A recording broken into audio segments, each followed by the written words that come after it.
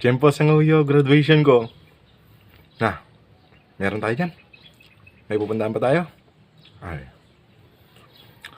Huwag kang magpasiran. Kasi, panigurado kahit di ka imbitado ngayon, pwede tayong kumain dun.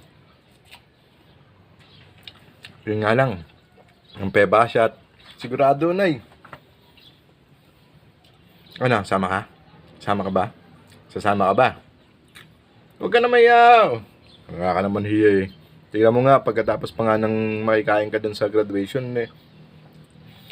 Papabalot ka pa, di ba? Di ba? Tapos, yung dudunggot mo, puro saibo yan, puro manteka. Gafukan zinagan yan. Alam mo, target lock natin mamaya. Yung target lock natin